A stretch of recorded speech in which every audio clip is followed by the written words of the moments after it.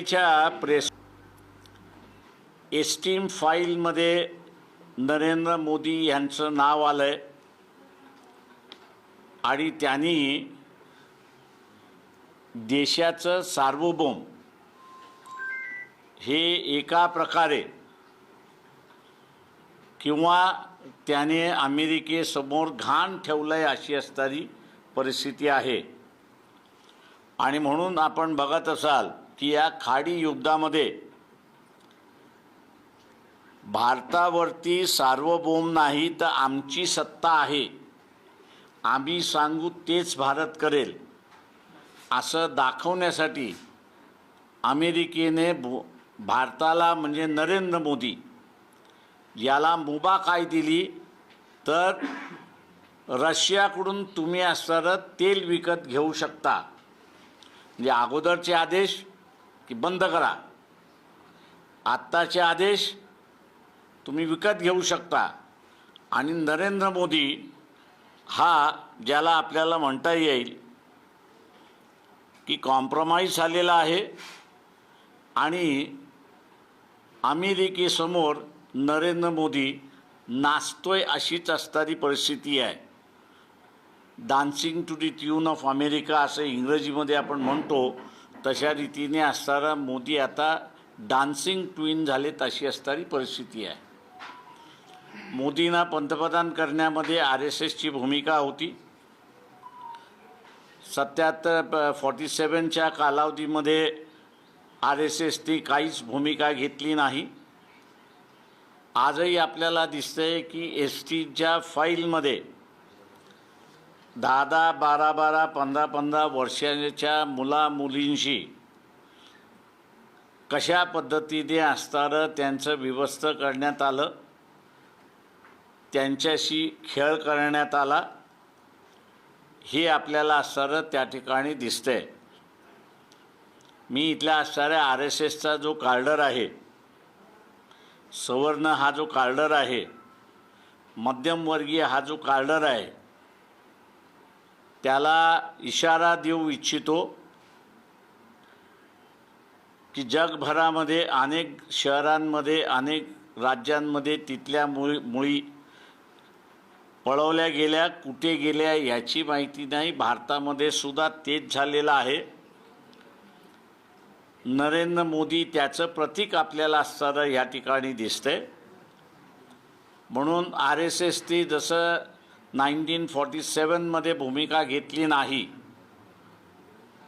एस्टीन फाईलमध्ये नाव आल्यानंतर सुद्धा नरेंद्र मोदी RSSने काहीही कारवाई घेतली नाही, भूमिका घेतली नाही। आणि म्हणून आम्ही जाब विचारायला RSSला की तुम्ही भूमिका का घेत नाही, तुम्हाला ज्याचं चारित्र्य नाही असा पंतप्रधान तुम्हाला चालतो का, असे अनेक प्रश्न घेऊन आम्ही RSSला 23 तारखेला विचारणार आहोत। आम्ही इथल्या मध्यमवर्गीयांना आवाहन करतोय की जे लोन आपल्याला भारतामध्ये आलेलं दिसत नाही, ते लोन आता असताना आपल्याला येताना त्या ठिकाणी दिसेल। भूमिका सगळ्यांनी घ्यावी आणि कॉम्प्रोमाइज झालेला पंतप्रधान याला बाजूला सारलं पाहिजे, त्याचा राजीनामा मागितला पाहिजे। यासाठी RSSला सुद्धा आम्ही भूमिका घ्यायला लावू अशी असणारी परिस्थिती आहे। आणि म्हणून 23 मार्चला नागपूरला आम्ही धरणा कार्यक्रम त्या ठिकाणी ठेवलेला आहे। मी तमाम लोकांना आवाहन करतो की आपण मोठ्या संख्येने त्या ठिकाणी यावं। आज जो आपल्याला गॅसचा तुटवडा दिसतोय, तो सुद्धा भारताने इस्रायल इराण या युद्धामध्ये भूमिका घेतली नाही म्हणून आपल्याला दिसतोय। कदाचित आमचा मोर्चा निघेपर्यंत बँकांमधली सुद्धा स्थिती बिघडलेली असेल असं त्या ठिकाणी दिसते। त्यामुळे हे सगळं थांबवायचं असेल तर नरेंद्र मोदी जो आहे, मुजरा करणारा नरेंद्र मोदी जो आहे, याला पंतप्रधान पदावरून हटलं पाहिजे, गेलं पाहिजे, तरच इथली परिस्थिती सामान्य होऊ शकते. अशी परिस्थिती आहे. आपण आता विचारा. आपण जर पाहिलं तर सध्या तो जो व्यावसायिक गॅस पुरवठा आहे तो बंद करण्यात आलेला आहे, पण सर्वसामान्य नागरिकांना गॅस मिळण्यासाठी सरकार म्हणतंय की गॅसचा तुटवडा नाही, पण प्रत्यक्षात रांग आहे. मी तुम्हाला आत्ता तुम्हाला गॅस तुटवडा दिसतोय. मी त्या गॅस तुटवड्याचं कारण दिलं की ओमानमधनं आपल्याला गॅस येतो.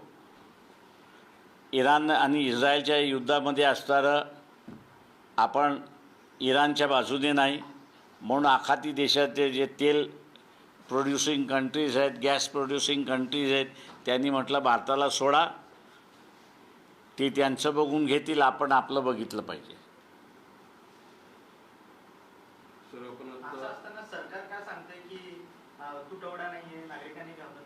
माझं म्हणणं असं आहे की अजून तुटवडा वाढवला की लोकांनी असणारं भारतीय जनता पक्षाच्या कार्यालयाचं, कार्यकर्त्याचं, आमदाराचं, नगरसेवकाच्या घरी जाऊन तुम्हाला आम्ही सत्ता दिली, तुम्ही आम्हाला गॅस दिला नाही, पण आता तुम्ही सकाळ, दुपार, संध्याकाळ आम्हाला जेवायला घाला, हे आंदोलन सुरुवात केलं पाहिजे. सर, तुम्ही मुजरा मोदी म्हटले जाता, पण भाजप तर म्हणता असे काही फाईल नाही आहे, पुरावे नाही. विरोधी पक्षाने तर नुसते आवाही उठवत आहे. हो ना, म्हणूनच असणारा अमेरिकेला इशाऱ्यावरती नाचतात आहेत. तेल कधी खरेदी करायचं असेल तर करतो, बंद करायचं असेल तर बंद करतो. अजून काय पुरावा पाहिजे?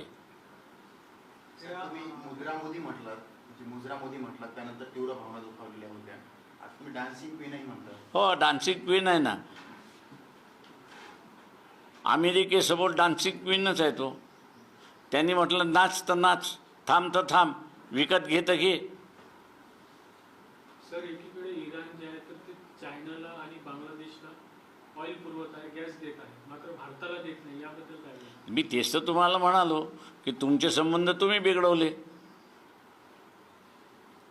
इराण आणि इस्रायलच्या युद्धामध्ये आखाती देश हे तुमच्याबरोबर राहिलं, इस्रायल तुमच्याबरोबर राहिलं नाही.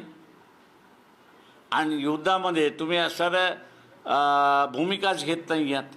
कोणाच्या बाजूने आहात ते?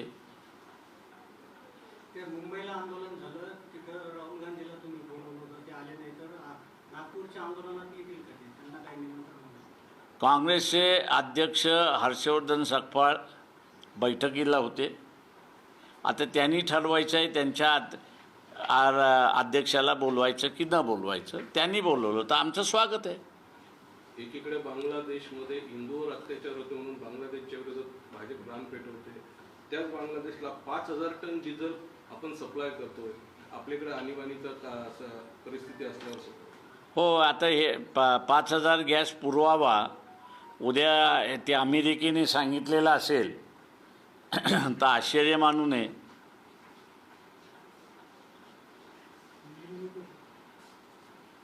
आज तुम्ही सोमनाथ सूर्यवंशी प्रकरणाची ख्याल होता, त्या प्रकरणात नेमकं काय झालं? त्या प्रकरणातली सुनावणी आज झाली. कारण का आम्ही असताना मागणी करत होतो की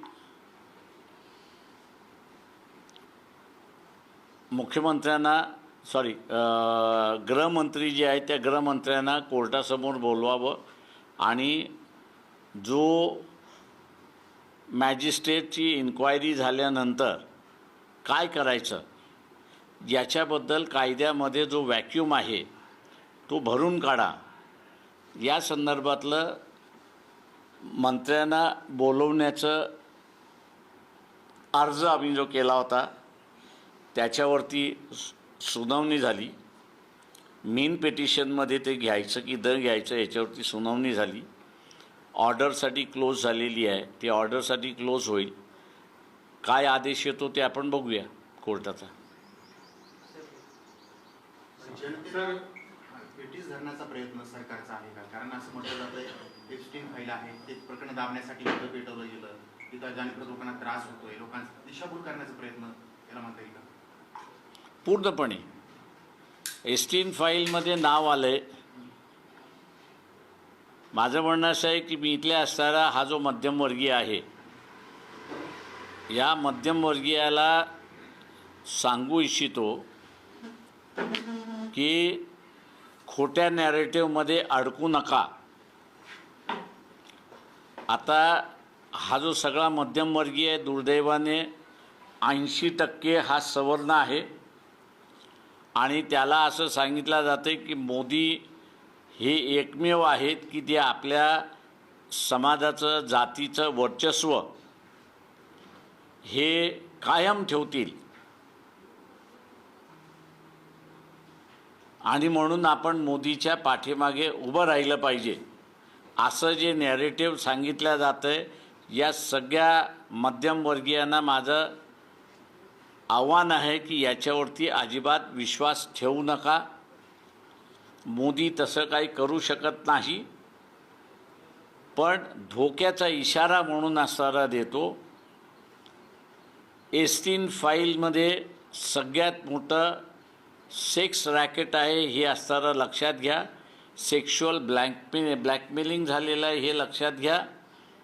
तेव्हा उद्या भारतातल्या मुली या पळवापळवी करायचं झालं, आतासुद्धा पळवल्या जातात आहेत नाही असं नाही, पण त्या मुली पळवल्या ज्या जातात आहेत त्या लग्नासाठी पळवल्या जात आहेत. ते सेक्स रॅकेटमध्ये पळवण्याचा जो प्रकार आहे मी नाकारत नाही त्याला, पण तो नगण्य अशी परिस्थिती आहे. पण उद्या हे उच्चभ्रू वर्गामध्ये रॅकेट सुरुवात झालं तर या मध्यमवर्गीय त्याचा मोठा बळी होईल हे त्यांनी लक्षात घेतलं पाहिजे. एका बाजूला एक्सप्लॉयटेशन आणि दुसऱ्या बाजूला स्वतःची इब्रत अशामध्ये अडकलेला हा जो मध्यमवर्गीय आहे, मी त्याला असं म्हणेन की देशाची इब्रत ही स्वतःची इब्रत अशा रीतीने वागून आपण असणारा या मोर्चामध्ये सहभागी व्हा असं आव्हान मी त्या ठिकाणी करतो आहे. सर, हरदीप पुरी ने लोकसभा में कहा है कि हमारे पास जो है पर्याप्त कच्चा तेल है और डीजल और पेट्रोल गैस की देश में कोई किल्लत नहीं है. एस्टीन फाइल में जिसका नाम आया उस पर क्या विश्वास रखें? एक बार नहीं 17 बार उनका नाम उसमें है. हालांकि उन पर तो केस होना चाहिए कि आपके पास एम्बेसी है, एम्बेसडर है, अधिकारी है. आपको जिस देश से बात करना है आप एम्बेसडर के माध्यम से बात कर सकते हो, एम्बेसी के माध्यम से बात कर सकते हो. आपने ये एस्टीम को क्यों इस्तेमाल किया, इस पर भी आपकी इन पर कार्रवाई होनी चाहिए. तो इन पर ये जो आप मंत्री बने हुए हैं इन पर विश्वास किसी ने रखना नहीं चाहिए क्योंकि ये झूठ बोल रहे हैं.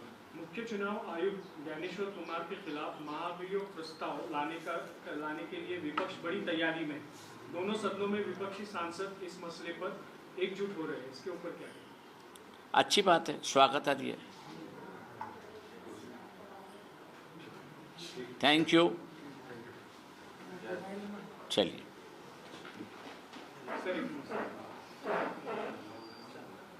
हाँ, प्रधानमंत्री नरेंद्र मोदी जो है ईरान के राष्ट्रपति मसूद पेजेशियन के साथ बातचीत करने वाले हैं और पश्चिम एशिया की गंभीर स्थिति पर वो बात करने वाले हैं. सवाल ऐसा है कि उन्होंने अभी तक जो है वो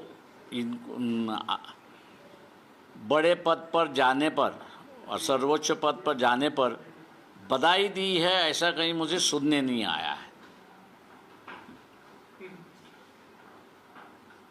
पहला औपचारिकता ये होती है कि हम माने या ना माने, हमारा दुश्मन हो या दोस्त हो, जब किसी राष्ट्र के उच्चतम पद पर बैठता है तो उसको अभिनंदन करना प्रधानमंत्री और देश के राष्ट्रपति दोनों का फ़र्ज़ है, ऐसा मैं मानते चलता हूँ.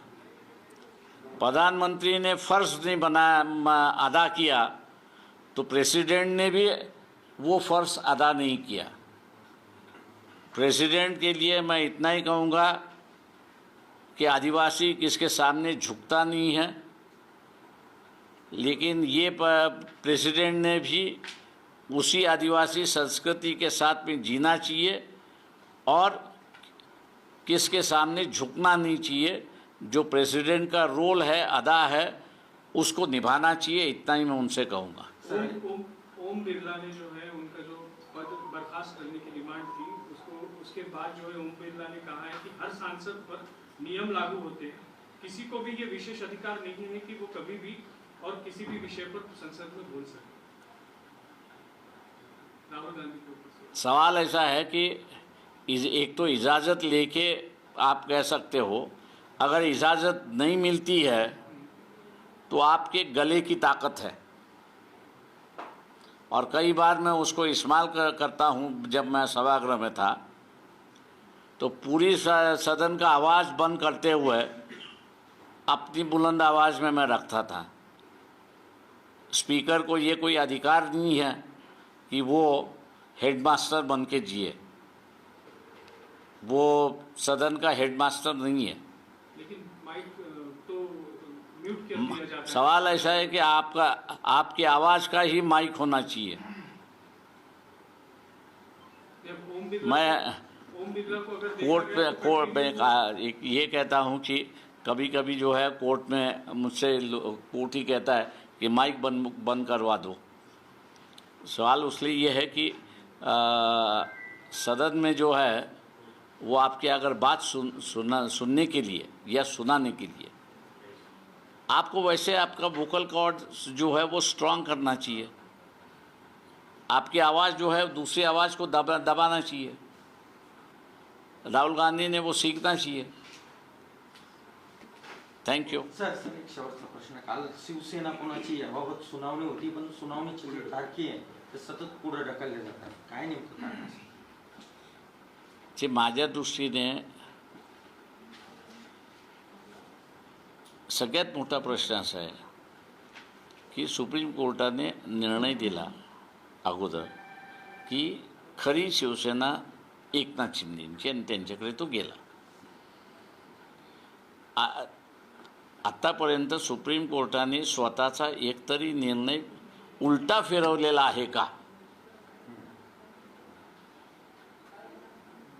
तर मला कुठेच दिसत नाही की त्यांनी असा त्यांचा निर्णय उलटा फिरवलेला आहे.